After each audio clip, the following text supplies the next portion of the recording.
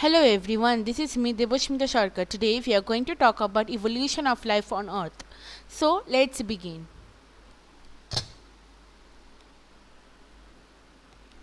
Introduction. Even today, scientists aren't entirely sure how life began on the earth.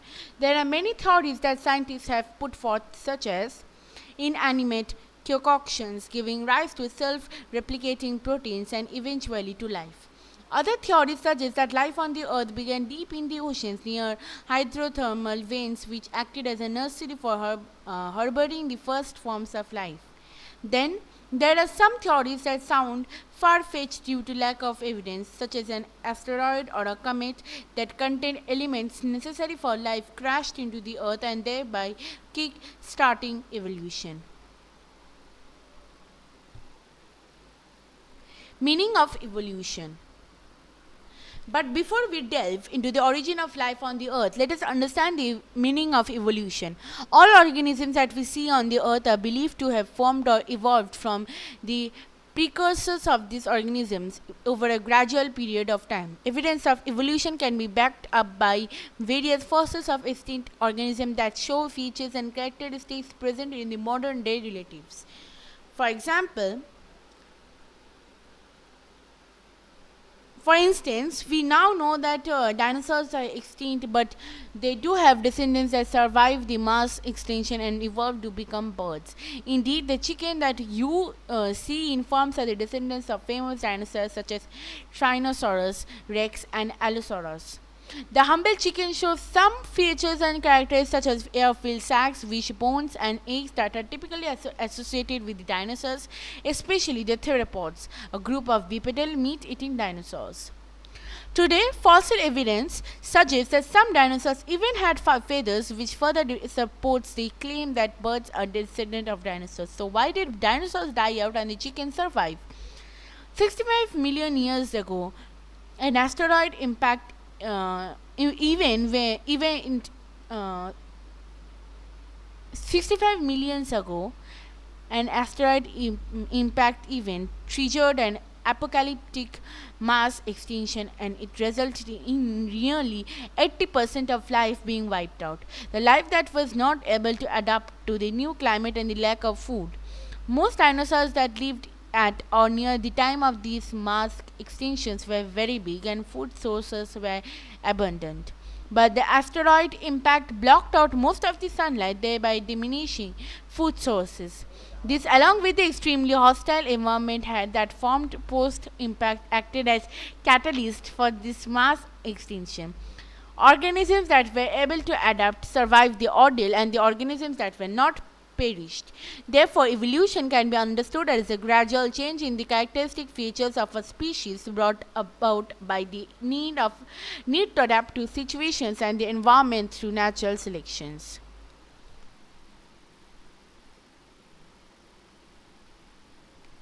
Before life. The Earth was formed more than 4.5 billion years ago from rotating dust and gas particles that coalesced in a rough sphere. For nearly a billion years, the Earth was a very hostile place where life could not possibly survive.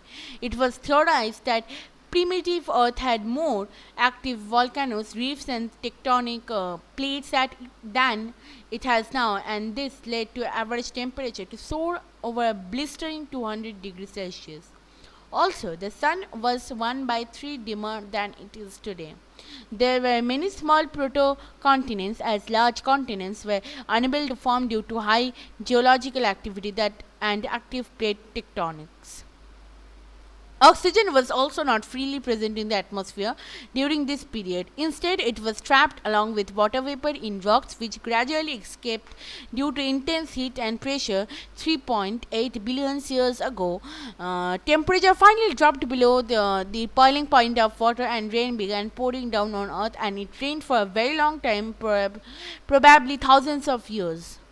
Eventually, basins began to fill up and the world saw its very first oceans, but the oceans would remain empty for a million years ago.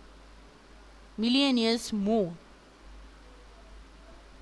Speculations on life's origin. 3.5 billion years ago, the first undisputed evidence of life was found, and these were Cyanobacteria, a photosynthetic organism. Scientists have also evidence which supports that life began very even earlier. But today, these organisms are credited for creating the oxygen-rich atmosphere that we have today. Fast forward a few million years, and the very first eukaryotic organisms appeared on the scene. The last common universal ancestor, or LUCA, is a speculated organism that serves as the ancestor of all organisms that have ever lived or living on Earth. In other words, it could be called progenote, the hypothetical ancestor to all life on Earth. Scientists still don't really know how life began in the first place. One of the most popular theories on how life began is abiogenesis. It states that life originated from non living, inanimate materials through natural processes and occurrence. In 1953, Stanley Miller's experiment reinforced this theory. He recreated conditions that were present on Earth nearly 4 billion years ago. In his experiment, he filled ammonia and methane and carbon monoxide, hydrogen, and water in a container to represent the gaseous composition of early Earth's atmosphere. Then he subjected the container to electrical sparks and to stimulate the lightning strikes. This experiment was done for a week, and by the end of it, Miller had noticed an accumulation of a red brown substance on the walls of the container. When he analyzed the composition of this mysterious substance, he had found that it contained organic compound and amino acid, which are paramount for life. His experiment opened the gates for future scientists to delve deeper into abiogenesis, and today this is one of the most credible contenders for theories on the origin of life. Another alternative theory to abiogenesis is the panspermia hypothesis. This theory states that life on the Earth became from meteors and comets and other stellar bodies. This may harbor the chemical required for life, such as organic compound and water. These interstellar objects travel vast distance, and one of them may have crashed into the Earth, thereby kickstarting the mechanism of life. However, this is just a speculation, and there isn't enough evidence to back up this theory.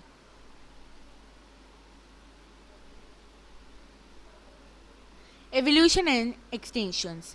Extinctions are the result of organisms not able to adapt fast enough to meet the changing needs. It could be due to competition from newer, more efficient organisms, lack of food or resource, loss of habitat, adverse changes to an organism's environment, or a combination of all these factors. Sometimes catastrophic events might trigger mass extinctions, which might give other species to clean slate. This can be ranged from having an asteroid crash into Earth, continental shifts, extreme volcanism, or other unknown events. Humans came to be the most predominant species thanks to the mass extinction, which completely wiped out all the non-avian dinosaurs 65 million years ago. There were also other mass extinctions in the Earth that killed nearly all the life existed on the Earth, such as Permian Triassic extinction.